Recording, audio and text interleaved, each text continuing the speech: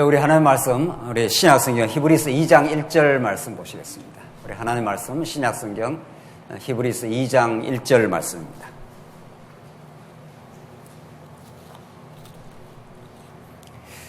예, 찾으신 줄 알고 봉독 드리겠습니다. 신약성경 히브리서 2장 1절 말씀입니다. 그러므로 우리는 들은 것에 더욱 유념함으로 우리가 흘러 떠내려가지 않도록 함이 마땅하니라. 천사들을 통하여 하신 말씀이 견고하게 되어 모든 범죄함과 순종하지 아니함이 공정한 보응을 받았거든. 우리가 이같이 큰 구원을 등한히 여기면 어찌 그 보응을 피하리요. 이 구원은 처음에 주로 말씀하신 바요 들은 자들이 우리에게 확정한 바니 하나님도 표적들과 기사들과 여러 가지 능력과 및 자기의 뜻을 따라 성령이 나누어 주신 것으로서 그들과 함께 정언하였느니라. 우선 4절까지 봉독드렸습니다. 우리는 지금 히브리서 말씀을 통해서 유대주의와 잘 싸워가게 하시는 복음을 우리가 듣고 있는데, 유대주의라 하는 것은 그 당대 예수님 그 이후 그 당대의 그 세계관과 가치관을 총칭하는 것입니다만은, 그것은 예수님 당시 초대교회 당시에만 국한되는 것이 아니다 하는 것이 우리가 굉장히 강조했던 부분입니다. 그렇다면 이 본문의 말씀이 우리에게는 그 적실한 말씀이 되지 않는 거죠. 따라서 유대주의라는 것은 그 당시에 성전 제사를 중심으로 하고 구약의 율법을 지키려고 잘못 오류를 범한 그 모든 그 당시에 그릇된 이해이지만, 그것은 보편적으로 예수가 하나님의 아들이심을, 그가 메시아이심을 진정으로 믿지 못하는 모든 사실은 인간의 죄성이 유대주의로 발현된다고 봐야 됩니다. 그래야 오늘 이 본문의 말씀이 그 2000년 전 그 시대에만 적확한 말씀이 아니라 우리에게도 참으로 소중한 말씀으로, 우리 안에도 얼마든지 그 유대주의가 들어있다는 겁니다. 보이는 성전, 보이는 것에 대한 가치를 두는 것들, 그리고 보이는 인간의 어떤 행위를 근거로 한 자기 공로, 뭐 이런 것들이 다 포괄적으로 유대주의라고 볼 수 있는 거죠. 그게 더 근본적으로 따지고 들어가면 인간의 타락한 죄성으로부터 말미암는 거죠. 그래서 그런 그 유대주의가 우리 안에 깊숙이 자리 잡고 있고, 오늘 히브리서 말씀을 우리가 경청하고 이 말씀을 받아들이게 될 때 우리 안에 있는 유대주의를 쳐내고 우리를 참 그 자유의 삶으로, 평강의 삶으로 우리를 인도하는 복음의 능력이 히브리서 말씀 속에 아주 심도 있게, 아주 체계적으로 이렇게 정리되고 있습니다. 우리는 지난 시간 히브리서 1장 내용 전체를 통해서 우리가 이제 구약의 여러 부분과 여러 모양으로 하나님께서 부분으로 말씀하신 하나님께서 이제 아들로 말씀하신다 하는 것이 그 히브리서 전체를 끌고 가고 있는 기관차 같은 말씀입니다. 구약의 여러 시대의 여러 부분 모양으로 하나님께서 아담에게 언약을 하시고 노아에게 하시고 아브라함에게 하시고 여러 시대를 걸쳐서 이렇게 부분으로 하시는 하나님께서 총체적으로 마지막 날 아들을 통해서 말씀하신다. 그러니까 히브리서 전체는 하나님의 아들에 관한 메시지입니다. 그 하나님의 아들에 관한 메시지는 하나님이 얼마나 능력 많으시고 영광스러우시고 그분만이 우리의 죄를 사해 주실 수 있고 그분만이 우리 길을 통치해 줄 수 있는 분이다 하는 그 총체적인 그 복음이 아들 복음입니다. 그러니까 우리가 여러 차례 이야기했지만 아들이라는 것은 아버지를 그대로 지금 반영하고 있다는 거죠. 아들에게는 아버지의 권한과 아버지의 모든 주권이 아들에게 그대로 위임되는 거니까, 그래서 예수님이 하나님의 아들로 오신 거죠. 그만큼 이 신학적으로 아주 중요한 그 내용이 아들이라는 그 주제인데, 그리스도하고 똑같습니다. 우리는 예수가 그리스도라 하는 것이 우리의 늘 신약의 주제인데, 하나님의 아들이 아니면 그리스도가 될 수가 없는 거죠. 그리스도 중에 선지자, 왕, 제사직인데 그 세 가지가 전부 아들이 아니면 할 수가 없는 겁니다. 어떤 존재자도 그 세 가지 직임을 수행할 수 있는 존재는 없는 거죠. 하나님의 뜻을 누가 전달하겠냐는 거죠. 그 영원하신 하나님의 뜻을. 참 선지자라야 그 뜻을 전달하지 않습니까? 누가 이 우주 만물을 다스리고 교회를 통치하는 왕이 될 수 있느냐? 아무도 될 수가 없는 거죠. 아들이라야 됩니다. 하나님의 아들이라야 되는 거고, 누가 타락한 우리 인간의 모든 죄를 사해준다, 이런 그 권한이 있느냐는 거죠. 아무도 없습니다. 어떤 누구도 우리의 부패하고 타락했던 죄를 죄 없다 이렇게 해줄 수 있는 존재자가 없는 거죠. 아들만이, 그 아들이라는 것은 아버지만이 한다는 것을 히브리서 전체가 가르쳐주고 있는데, 오늘 2장은 우리 이제 1장 내용이 앞에서 우리가 천사보다 우월하시다, 그 아들이 얼마나 더 우월한지, 그 당시에 천사가 대단한 어떤 하나님의 뜻을 전달하는, 또 하나님의 뜻을 수종드는 뭐 그런 존재로 알았는데, 천사하고는 비교가 되지 않는다. 천사는 하나의 시 정도는 종에 불과하지만, 그 아들은 발등상을, 내 원수를 발등상이 되게 하고 하나님 보좌 우편에 그 보좌에 앉으신 분이시다. 왕적 권위를 갖고 있다는 것을 우리 지난 시간 확인을 했습니다. 오늘 2장 내용은 그렇게 만유를 통치하시고 상속받아 우리에게 주실 수 있는 그 권한을 가지신 왕적인 그리스도가 2장 전체 내용이 큰 구원에 관한 메시지고, 2장 마지막 부분에 가면, 마지막 한번 보시죠. 우선 먼저 2장 17절 한번 보십시오. 2장 쭉 흐름이 전개되다가 이제 결론에 가면은 17절 한번 보십시오. 먼저 한번 읽고 보는 게 좋습니다. 2장 10절. 그러므로 그가 범사의 형제들과 같이 되시며 마땅하도다. 이는 하나님의 일에 자비하고 신실한 대제사장이 되어, 이렇게 나오지 않습니까? 대제사장이 되어 백성의 죄를 속량하려 하심이라. 그가 시험을 받아 고난을 당하였은즉 시험 받는 자들을 능히 도우실 수 있느니라. 이렇게 해서 고난받아 죽으신 대제사장이 되셨다. 이것이 2장 전체 결론입니다, 지금. 그러니까 1장 내용은 예수가 하나님의 아들로서 이 땅에 등장을 하신 건데, 구약의 모든 계시의 절정으로 하셨는데, 그가 영광의 광채이고 만물을 붙드시고 원수를 발등상이 되게 해서 보좌에 앉으신 왕적인 그런 대단한 권한을 갖고 있는 분이 결국은 우리와 같이 되시고 대제사장 직분을 수행하러 오셨다. 이게 이제 그 히브리서의 논리입니다. 너무도 크고 놀라우신 왕적인 신분을 가지고 계신 분인데, 그가 자기가 못났다라든가 능력이 없다라든가 스스로 죄가 있다든가 이렇게 해서 죽으신 분이 아니다, 이런 뜻입니다. 그래서 마태복음에 선지직, 왕직, 마지막에 무슨 직이 나옵니까? 제사직이 나오죠. 그 순서도 그렇게 중요한 거죠. 그러니까 왕직이 먼저 나오고 왕이신 그분이, 너무도 놀랍고 주권을 가지고 대권을 가지신 그분이 우리를 위해서 죽어주셨다. 그래서 제사 직분을, 제사장 사역을 행해 주셨다.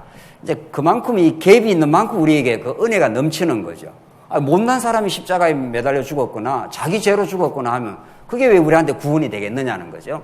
그래서 모든 권한을 가지고 있는 분이 자기를 비어, 빌립보서 말씀에 따르면은 하나님과 동등한 권한을 가지고 계신 그분이 자기를 비어 십자가에 죽기까지 복종하셨으니, 빌립보서는 그렇게 설명하는데, 오늘 히브리서가 1장에서 아들의 왕권, 그 놀라운 아버지의 대권을 갖고 오셔서 만유를 통치하시는 그런 분이 어떻게 우리와 함께 되시고 우리와 동일한 연약한 죄성을 입으시고 제사장 직분을 수행하신 것이다. 그 2장 전체의 내용입니다. 한번 보시죠.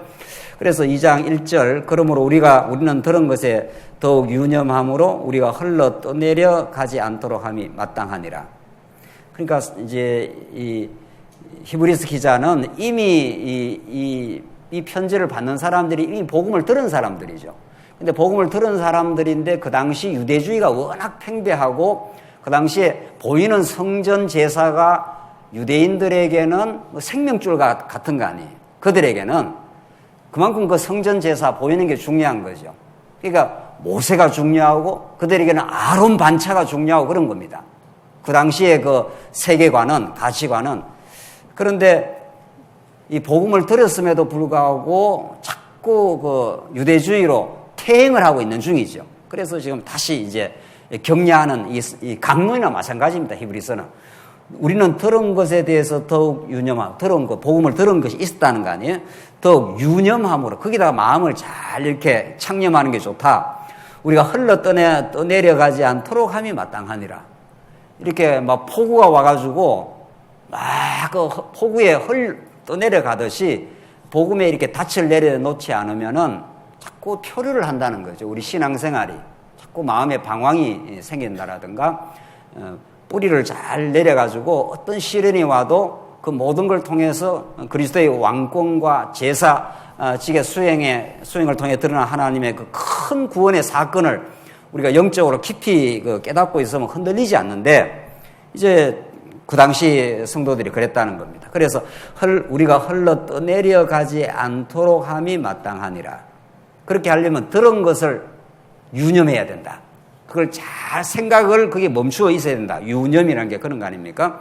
그래서 2절 천사들을 통하여 하신 말씀이 견고하게 되어 모든 범죄함과 순종하지 아니함이 공정한 보응을 받았거늘, 이 천사들을 통해 하신 말씀, 특별히 이제 율법을 지칭하는데, 이 갈라디아서에서도 천사를 통해서 하나님께서 율법의 말씀을 주셨다 이렇게 돼 있는데, 그것이 얼마나 견고한지, 모든 범죄함과 순종하지 아니함이 공정한 보응을 받았다.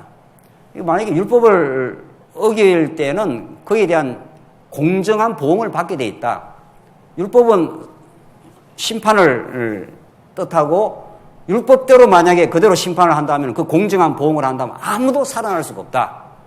모든 사람이 죄로 폭로가 되고 죄값을 치러야 되는 것이라는 거죠.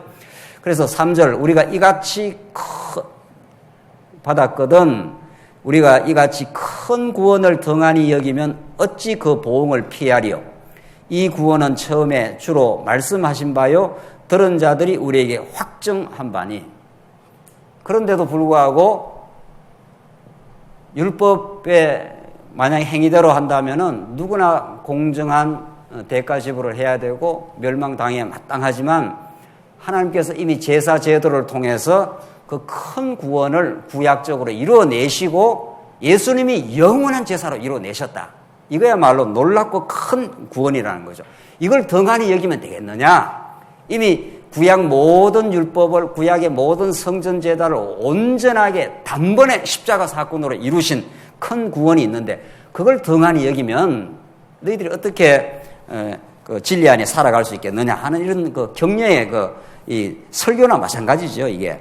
그래서 이 구원이 처음에는 주로 말씀하신 바요 들은 자들이 우리에게 확정하신 바니, 하나님도 표적들과 기사들과 여러 가지 능력과 및 자기의 뜻을 따라 성령이 나누어 주신 것으로 그들과 함께 정언하셨느니라. 그러니까 처음에는 주님께서 말씀하신 거고, 또 들은 자들이 또 확정한 거고, 여러 가지 표적과 기사들이 초대교회 당시에 일어났고, 그리고 성령께서 나누어 주신 것이라. 이것이 언약에 근거한 큰 구원의 역사였다. 이것이 이미 드러나 있다. 그거에 유념하고 창념하는 것이 중요하다. 이렇게 지금 히브리서 기자가 지금 격려를 하고 있습니다. 5절 계속 보시면 5절로 9절에는 세상이 복종할 아들이 잠깐 낮아진 사연에 대해서 밝혀줍니다. 세상을 구원할 수 있는 그리스도가 잠시 낮아진 그 사연이 있다. 그 이유가 있다는 거죠. 5절. 하나님 우리가 말하는 바 장차 올 세상을 천사들에게 복종하게 하심이 아니니라. 계속 이제 나오잖아요. 천사와 아들을 대비하고 있는 거죠. 우리 1장에서도 그랬고, 천사와 아들은 신분에서도 차이가 나고 그가 하는 사역에서도 근본적인 차이가 있다. 우리가 믿는 바의 그 대상이 되시는 하나님의 아들이 얼마나 우월한지 모른다. 그분을 확실하게 믿기만 하면은 표류하지 않는다, 우리가 하면서 지금 이제 천사하고 또 대비를 시키고 있습니다. 5절에 하나님은 우리가 말하는 바 장차 올 세상을 천사들에게 복종하게 하심이 아니니라. 천사는 그냥 수종을 드는 자고 하나님의 뜻을 이루는 하나의 종으로서 하나님께서 쓰임을 받는 종에 불과한 거지, 이 만물을, 장차 올 세상을 다스리는 분은 아니지 않느냐. 지금 그렇게 천사와 대비를 시켜 나옵니다. 6절. 그러나 누구인가가 어디에서 정언하여 이르되 사람이 무엇이기에 주께서 그를 생각하시며 인자가 무엇이기에 주께서 그를 돌보시나이까. 그를 잠시 동안 천사보다 못하게 하시고 영광과 존귀로 관을 씌우시며 만물을 그 발 아래 복종하게 하셨느니라.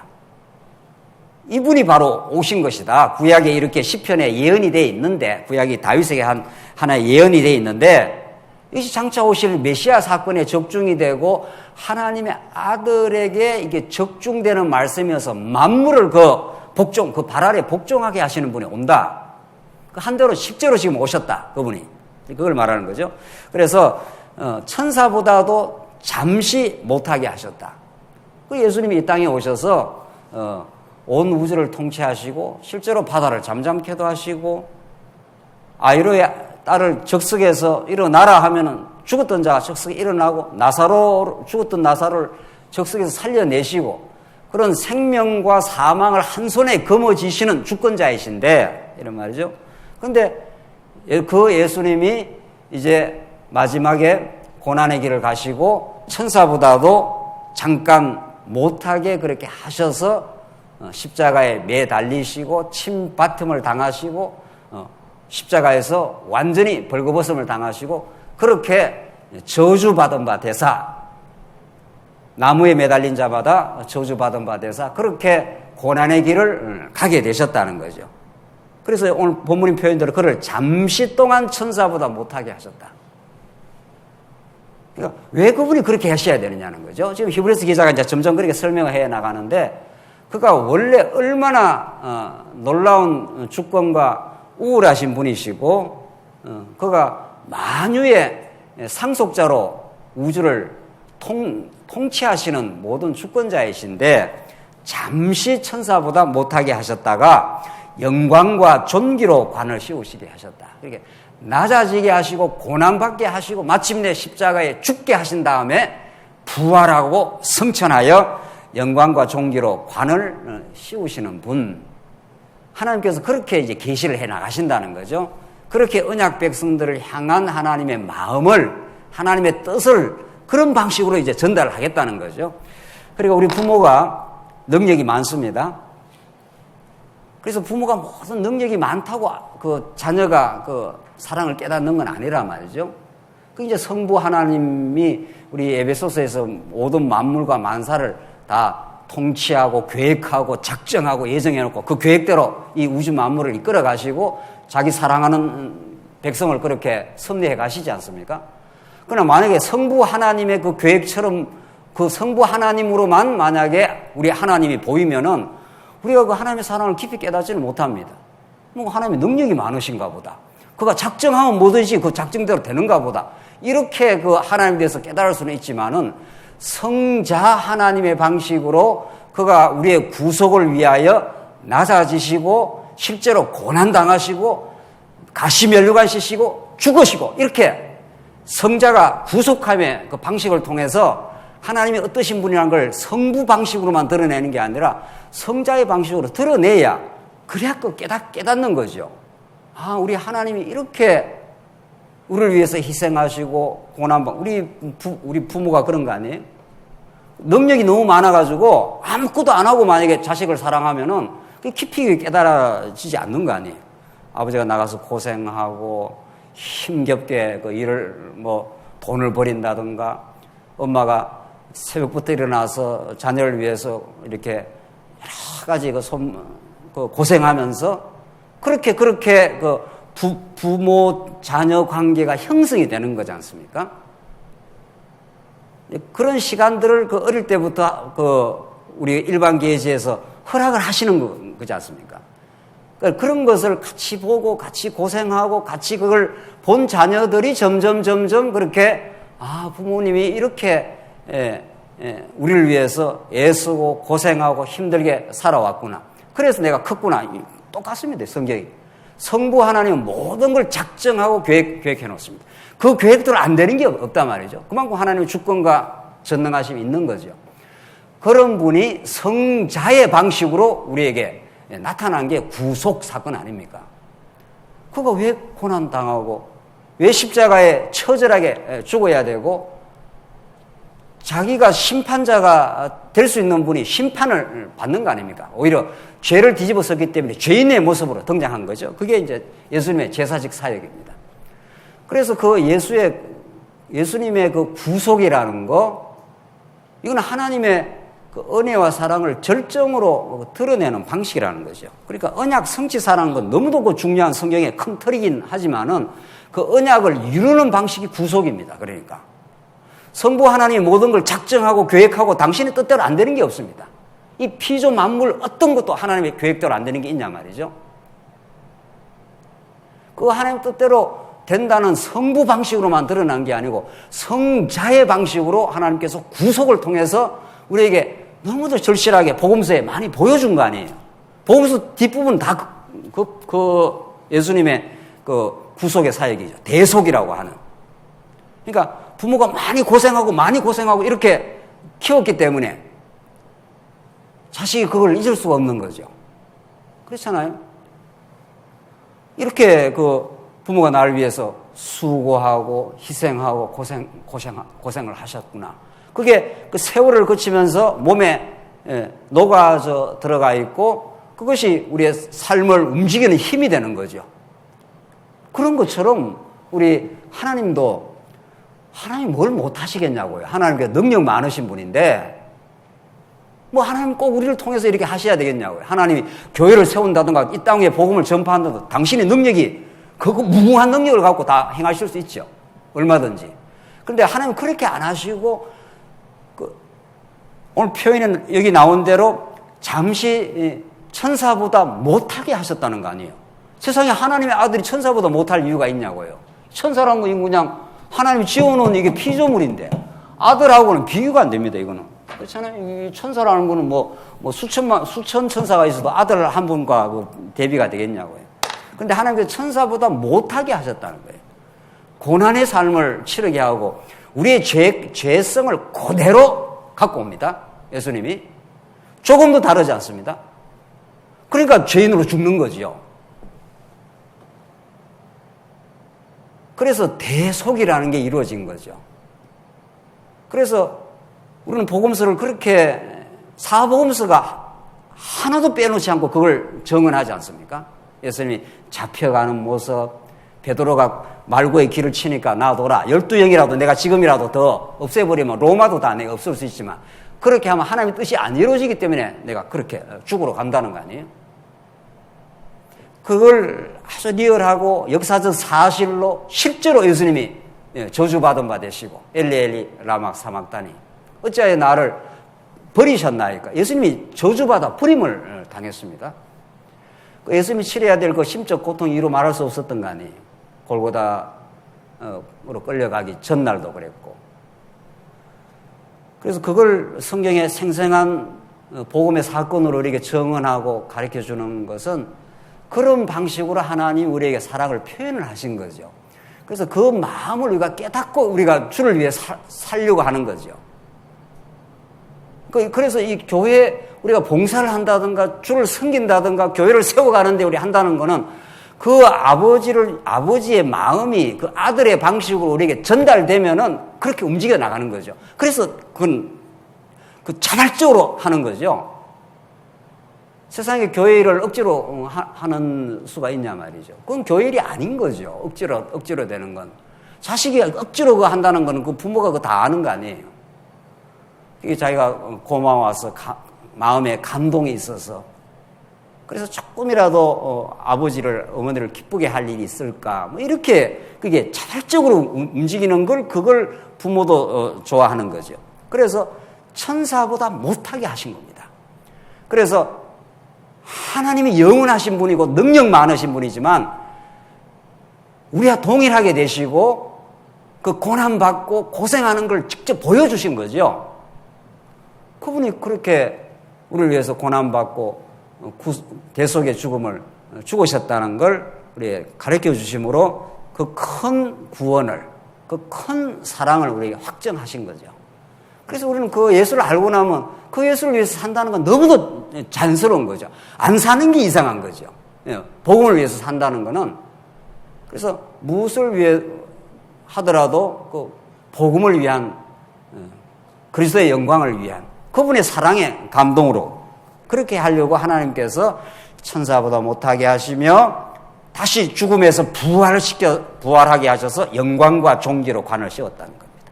그래서 8절 만물을 그 발 아래 복종하게 하셨느니라 하였으니 만물로 그에게 복종하게 하셨은즉 복종하지 않은 것이 하나도 없어야 하겠으나 지금 우리가 만물이 아직 그에게 복종하고 있는 것을 보지 못하고 오직 우리가 천사들보다 잠시 동안 또 나오죠. 잠시 동안 못하게 하심을 입은 자 곧 죽음의 고난을 받으심으로 말미암아. 그래서 예수님이 십자로 죽었다는 거예요. 저주받아 우리 모든 언약 백성들의 죄값을 대신 치르고 저주받아 죽으심으로 이런 거죠. 죽음의 고난 받으심으로 말미암아 영광과 존귀로 관을 쓰신 예수를 보니 그 예수가 생생하게 우리 눈앞에 있으면 이런 말이죠. 그러니까 우리 눈앞에는 늘 우리 신앙의 눈으로 우리가 사는 건데 우리 앞에 고난 받으시고 죽음의 그 대가를 대신 치르시고 그리고 부활하시고 그런 거죠. 그래서 영광과 존귀로 관 쓰신 다시 왕으로 다시 등극하신 거 아니에요. 그러니까 우리 마가복음에서 신분 하나님의 아들의 신분이었다가 한번 버림받 되시고 낮아지게 하셨다가 다시 어떻게 했습니까? 높이신다는 거 아니에요. 그게 마가복음의 구조 아닙니까? 마가복음 전체 흐름이 그렇게 되지 않습니까? 오늘 그 마가복음의 내용이 오늘 이 본문에서는 한 문장으로 이렇게 설명을 하고 있는 거 아니에요. 죽음의 고난을 받으심으로 말미암아 영광과 존귀로 관을 쓰신 예수를 보니 했지 않았어요. 우리의 언제나 표대는 그 예수 그리스도이시니까 그분이 고난받고 죽은 것이 생생하고 그게 우리의 신앙 인격 속에 늘 배어 있고 그게 우리에게 감동이 되고 그 죽고 죄 못 나서 죽은 게 아니라 그가 하나님의 아들이신데 죽으시고 그리고 부활하시고 영광과 존귀로 관을 쓰시고 그가 하늘 보좌 우편에 지금 계시고 그게 우리 눈앞에 늘 있는 분이죠. 우리는 눈이 두 가지 눈이 있다는 거 아니에요. 부모님에게 물려받은 육신의 눈이 하나 있고, 그거야 우리 보는 이렇게 지금 보는 우리 현상을 보는 눈이 하나 있고, 지금 오늘 이 본문에서 예수를 보니 하는 건 이건 신앙의 눈입니다. 우리 육신의 눈이야 뭐 이 땅에 사는 동안 필요하니까 눈이 잘 안 보이니까 안경도 쓰고 뭐 이렇게 하는 거 아니에요. 이건 육신의 눈이고 안경 아무리 도수를 맞췄어도 뭐 육신에 그밖에 밖에 보이지 않잖아요. 하나님의 성령이 함께 하시면 예수님이 이 땅에 어떻게 행하시고 우리 앞에서 어떻게 일하시고 어떻게 하신 모든 것이 어른어른 우리 앞에 등장하시는 거잖아요.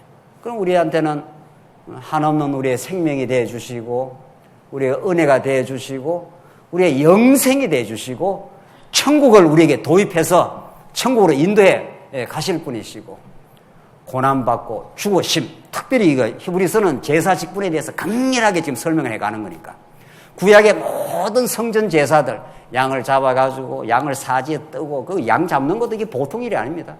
각을 뜨고 말이죠. 온 내장을 다 훑어내고 온 피가 흘렀을 거 아니에요. 그 중에 깨끗한 피를 발라가지고 받아가지고 그걸 대제사장이 가지고 성소를 지나서 지성소로 들어간다는 거 아니에요.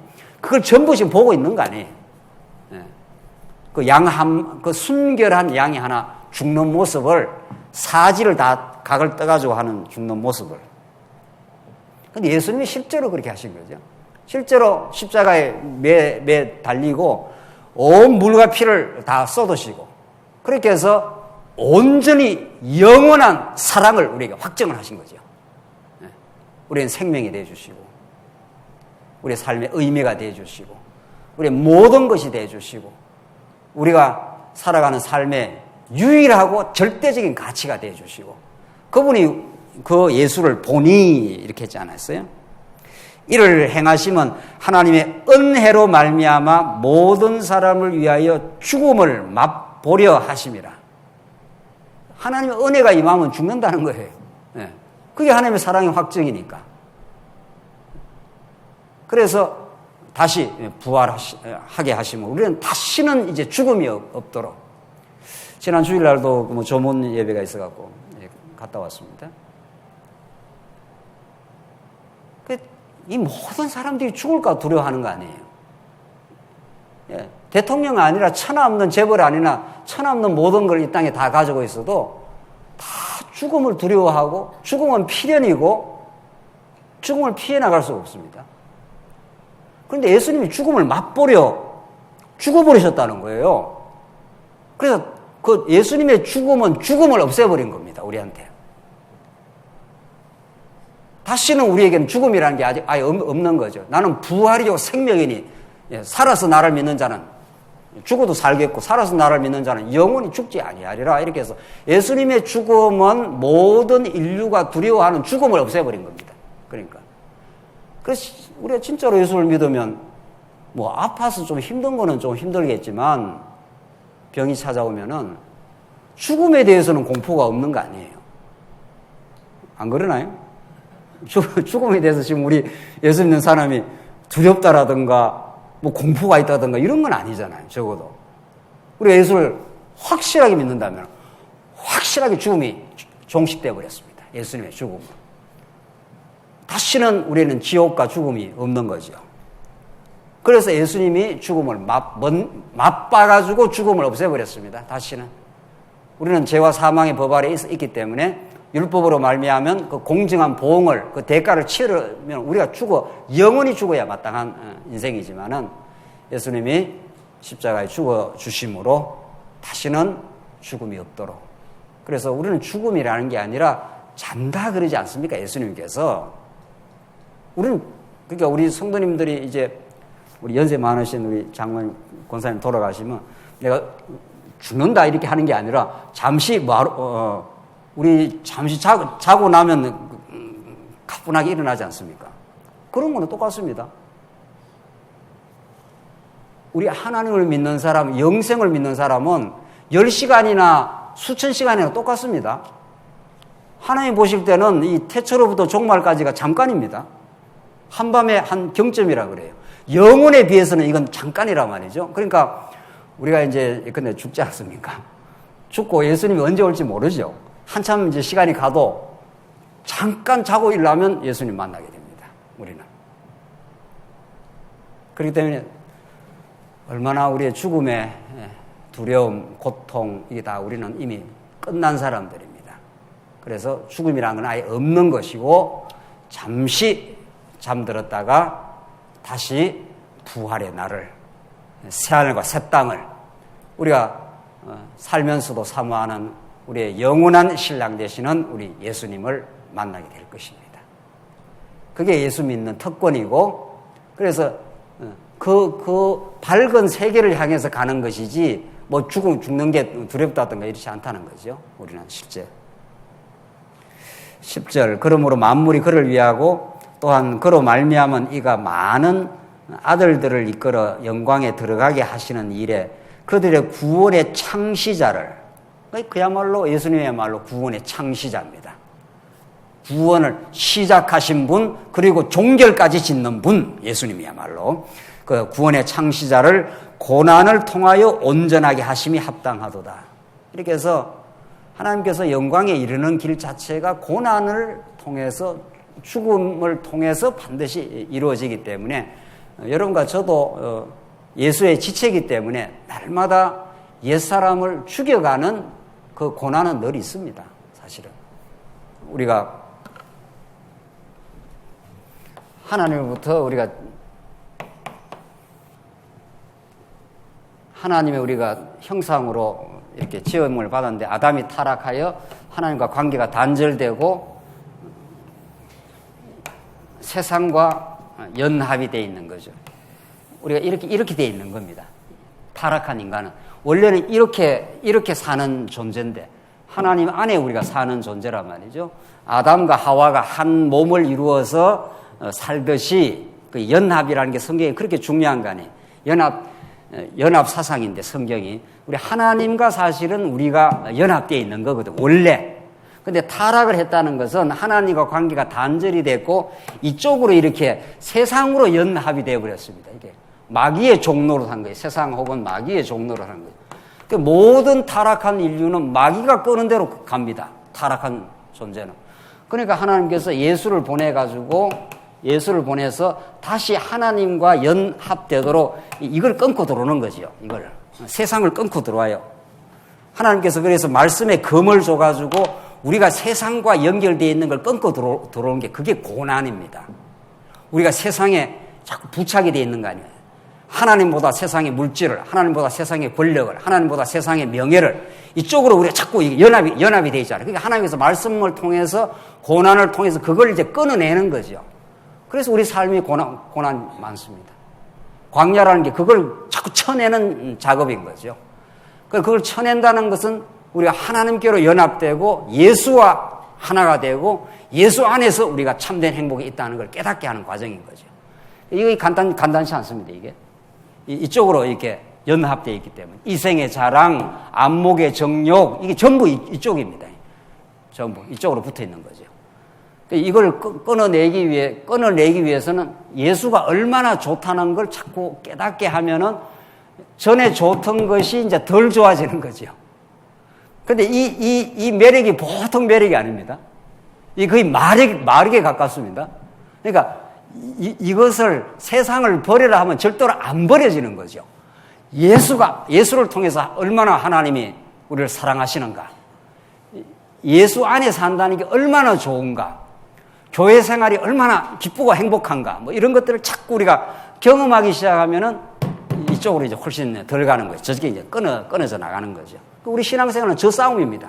날마다 저 싸움입니다. 그러니까 복음에 대한 기쁨, 우리 지체들과 서로 사랑하며 사는 것, 자꾸 그쪽에 기쁨과 즐거움이 자꾸 생기면은 저쪽으로 가라 해도 안 가죠. 네. 근데 저쪽이 보통 끈이 강한 게 아닙니다. 사실은 옛사람의 소욕이 사실은. 그래서 우리도 예수 안에서 하나님께서 삶의 시련, 삶의 고난 이런 것들이 이거를 끊어내는 하나님의 사랑의 섭리라 하면 틀림없습니다. 이걸 끊어내는 거죠. 이쪽으로 이제 연결이 강렬하게 돼 있는 이 끈을 끊기 위해서는 때로는 이런 고난, 저런 어려움 이런 것들을 쳐내면서 예수께로 자꾸 가도록 그분 안에서 우리가 물질도 하나님께서 주셨다가 막 물질을 걷어갈 수도 있잖아요. 그때 엄청 고난스러운 거죠. 그래도 하나님께서 우리를 살리셨고 인도하셨고 공급해 주셨다 하는 것을 이제 점점 깨닫지 않습니까? 그래서 고난이라는 게 그때그때는 참 힘든 여정들이지만 그것이 예수께 부착하게 만들어 가시는 우리 하여금 신앙적 삶으로 우리를 인도해 가시는 하나님의 살아있는 섭리다 하는 것이 분명합니다. 그래서 고난과 영광은 예수 안에서 이루어졌고 지체인 우리들에게도 반드시 동일한 원리로 이루어지고 있습니다. 그래서 우리 교회도 앞으로 우리 후진들의 예수님 오신 날까지 이 땅의 모든 교회는 고난을 통과하게 되어 있습니다. 그래서 세상에 붙은 바 된 것들을 쳐내고 예수께로 가도록 하나님께서 만들어 가시는 섭리는 초대교회부터 종교개혁사를 거쳐 우리 한국교회사를 거쳐 우리 장안중앙교회 역사를 거쳐 계속 진행될 겁니다. 그렇게.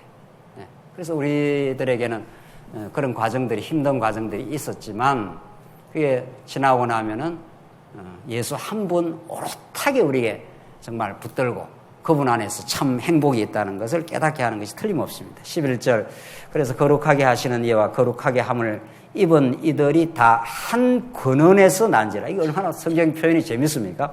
거룩하게 하시는 이와 거룩하게 함을 입은 자들이 거룩하게 하시는 그 예수 그리스도와 그 예수로 말미암아 거룩함을 입은 자들이 한 근원에서 나온다는 거예요. 그러니까 우리도 예수께 붙은 지체이기 때문에 그 한 뿌리에서 다 나온 거죠. 그러니까 그러므로 형제라 부르시기를 부끄러워하지 아니하시고 했지 않았어요? 예수님이 우리를 형제라 부른다는 거예요. 예수님이 맏아들이고 우리는 그의 붙은 바 된 아들들이고 그래서 예수님이 우리를 형제로 부르기를 부끄러워하지 아니하시고 그 형제라는 게 그렇게 좋은 거 아니에요. 피를 같이 나눈 거니까. 그렇잖아요?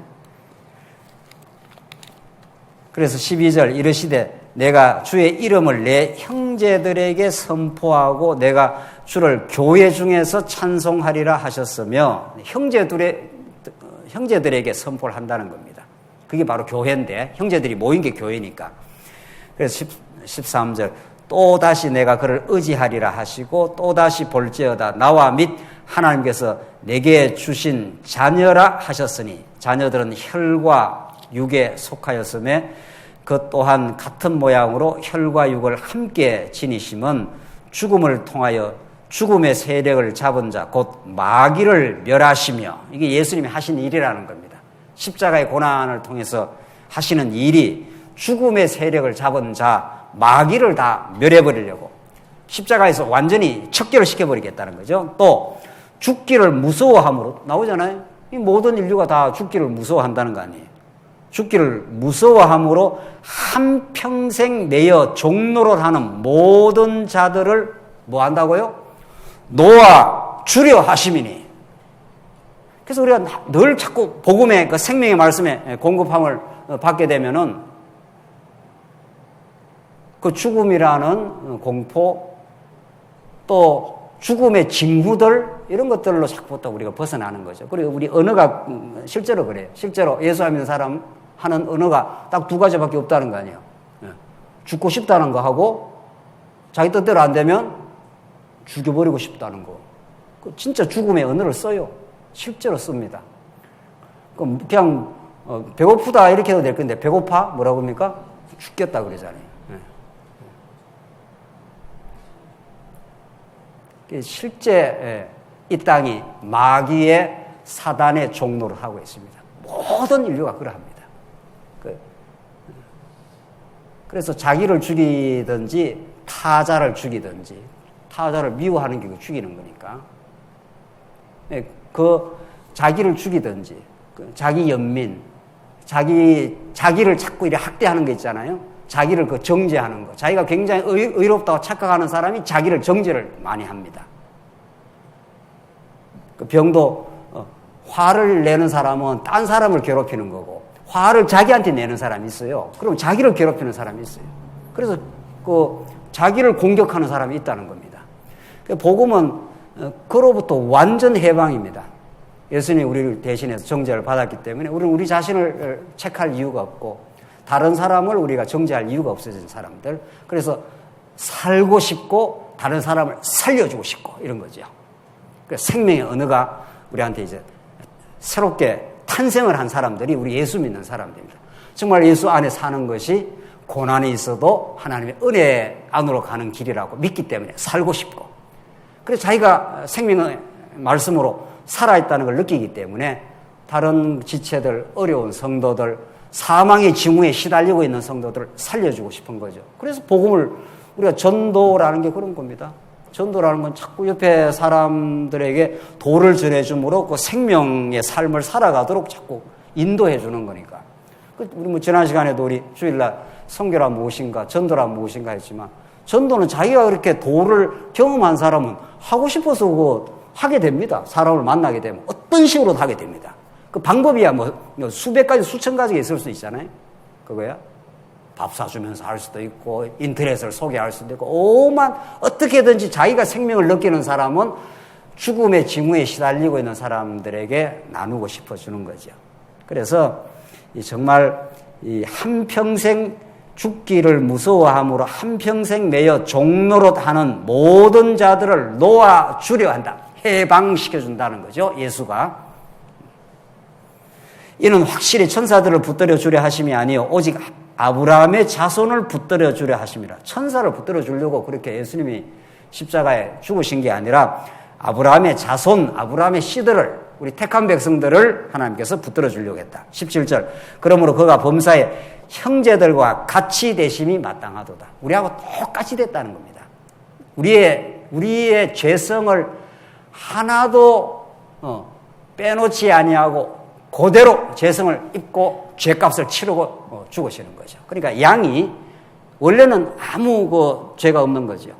그 양에다가 안수를 하면은 이스라엘 백성들의 죄가 양에게 완전히 전가가 되는 거죠. 그 양이 죄를 뒤집어 쓴 거죠. 그래서 양을 죽이지 않습니까?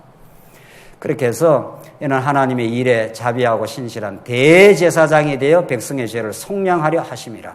그가 시험을 받아 고난을 당하였은즉 시험 받는 자들을 능히 도우실 수 있느니라.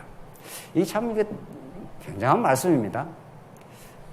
우리 주변에 우리 성도님들도 많은 고난을 치르신 분들, 실제로 살아오면서 뭐 누구라도 고난이 없는 사람이 있습니까만은, 많으니까 고난을 치르고 마음고생을 많이 하면서 이렇게 예수를 믿고 마음의 평화를 얻고 안식을 얻은 성도님들은 우리 뭐 권사님이나 연세 드신 우리 장로님들이다 뭐 그런 거죠. 자기가 많이 고난을 치러본 사람이 다른 사람의 고난을 이해할 수가 있는 겁니다. 사실은. 자기가 많이 고통을 치러보지 못하면 다른 사람의 고통과 어려움을 공감하는 공감력이 떨어진다는 거죠. 실제로. 그래서 우리 개인에게도 여러 가지 고난과 어려움은 힘이 들긴 하지만 그것이 복음을 깨닫는 밑거름이 되고, 그렇게 해서 다시 복음 안에서 새로운 소망을 갖게 되면은 다른 사람이 고난을 도와줄 수가 있는 거죠. 왜냐하면 그 심정을 이해를 하니까. 예, 경제적 고통이 얼마나 힘들다는 것은 자기가 겪어본 사람이 아는 거죠. 병든기 얼마나 고통스럽다는 것은 자기가 심하게 겪어본 사람은 그 심정을 이해하게 되는 거죠. 예수님은 시험을 받아서 고난을 당하였은즉 시험 받는 자들을 능히 도울 수 있느니라. 예수님이 그런 분입니다.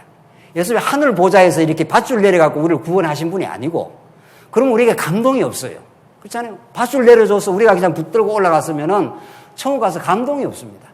그분이 이 땅에 찾아오시고 이 죄와 고통 속에 살아가는 우리 인생들의 그 고난을 그대로 체휼하신 분입니다. 예, 체휼이라는 말이 같이 경험을 했다 이런 뜻입니다. 예. 우리 교회도 그런 거 아니에요. 우는 자와 같이 울고 즐거워하는 자와 같이 즐거워하라. 이게 바울의 로마서 12장에 나오는 그 메시지입니다. 그 예수님이 하신 그 일이 그대로 사실은 그 복음을 깨달은 우리 안에서 그대로 있게 다시 한번 반복이 되는 겁니다. 그 고통받는 사람이 있을 때 같이 이렇게 아파하고, 사실은 교회는 그런 거죠. 가족이니까. 또 좋은 일이 있을 때 우리 성도님이 뭐 좋은 집을 샀다라든가, 뭐 집 산 거 좋은 거 아닙니까? 네. 아주 좋은 집을 샀다라든가, 이런 좋은 일이 있을 때 우리 아이들이 뭐 좋은 학교를 잘 갔다라든가, 뭐 이런 거 얼마나 좋습니까? 우리 가족이니까. 그래서 시기하거나 경쟁하거나 이런 세상의 그 법칙이 교회에 덜 작동하는 거, 하나님 나라는 좋은 일을 같이 즐거워하고 어렵고 고통스러운 걸 같이 체험하는 곳. 예수님이 정확하게 그 일을 하셨습니다.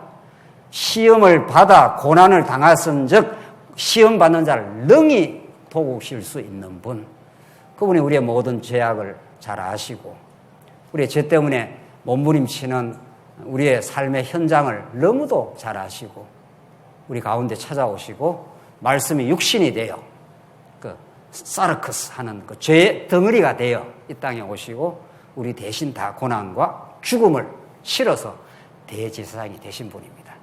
그분 안에서 우리는 온전한 해방과 죽음의 두려움으로부터 해방받았고 우리가 남은 우리 고난이 있지만 우리를 능히 도우실 수 있는 분입니다. 그분 때문에 우리는 새로운 전진이 언제나 가능합니다. 기도하십시다. 자비하신 하나님 아버지, 은혜를 감사합니다. 이 고난의 광야 같은 삶을 우리에게 허락하셨지만 예수님을 이 땅에 보내주셔서 우리와 늘 동행해 주시고 우리의 시험 당할 때 우리의 어려움을 잘 아시고 우리를 위로하시는 보혜사 성령으로 우리에게 오셔서 감사합니다. 이 진리 안에 우리 교회가 참 하나님의 나라를 우리가 고난받는 성도들과 함께 고난받고 즐거워하는 성도들과 함께 즐거워하는 참된 천국이 우리 교회를 통해서 이루어지게 하시옵소서. 예수님 이름으로 기도하옵나이다. 아멘.